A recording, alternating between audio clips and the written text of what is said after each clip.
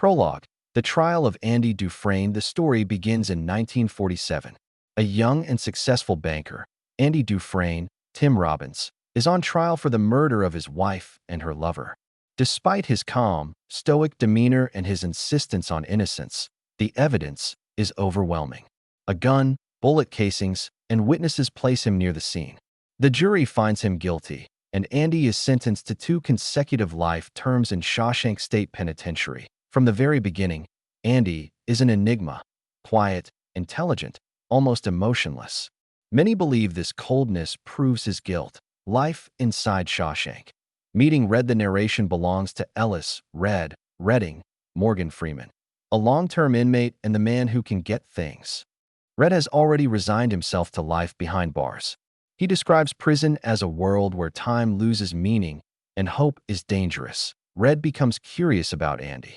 Unlike most new prisoners, Andy does not break down or cry during his first night. He carries himself with quiet dignity, confusing both guards and inmates. Soon, Andy asks Red for something unusual, a rock hammer, small enough to fit in the palm of his hand.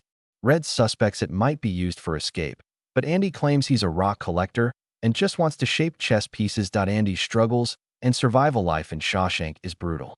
Andy is regularly attacked by a group of predatory inmates known as the Sisters, led by Boggs Diamond. Though Andy resists with all his willpower, he suffers years of abuse. Yet Andy endures, using his intelligence to carve out survival. When Captain Hadley, a brutal prison guard, complains about being heavily taxed on an inheritance, Andy offers him financial advice, completely legal, using a tax loophole.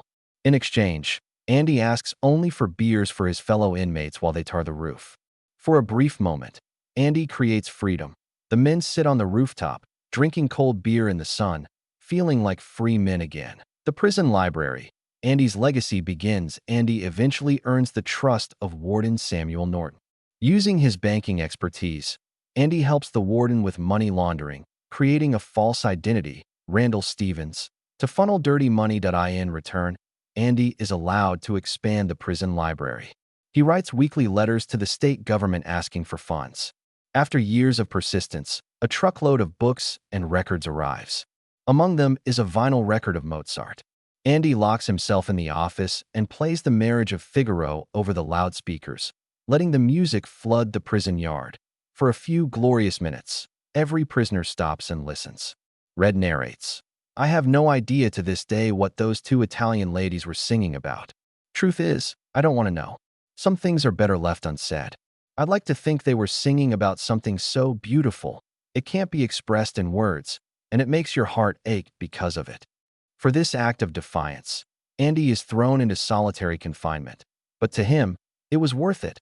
Hope versus despair. Red and Andy often debate about hope. Red insists that hope is dangerous in prison. It can drive a man insane.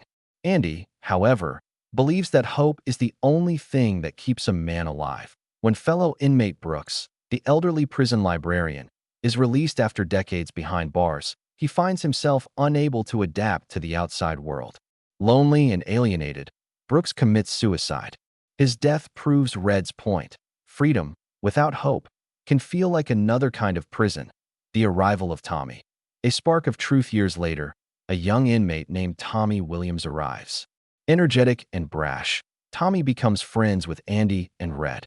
When Andy tutors him to pass his high school equivalency test, Tommy reveals something shocking.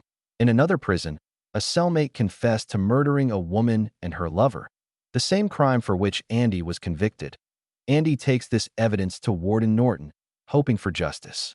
Instead, the warden, afraid of losing Andy's financial skills, dismisses it. Worse, Norton has Tommy murdered, staged as an escape attempt. Devastated, Andy withdraws into himself. Red fears Andy may finally lose hope. The escape. Salvation lies within. One night, Andy tells Red about his dream: to live in a small Mexican town called Zahuataneo, where he would fix up an old boat and live in peace. He tells Red, "Hope is a good thing, maybe the best of things, and no good thing ever dies." The next morning, Andy's cell is empty. The guards panic, searching every corner of Shawshank.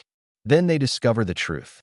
Andy has spent 19 years patiently digging a tunnel behind a poster of Rita Hayworth, later replaced with Marilyn Monroe and Raquel Welch. Crawling through 500 yards of sewage pipe, the length of 5 football fields, Andy escapes into the stormy night. Meanwhile, his meticulous plan unfolds.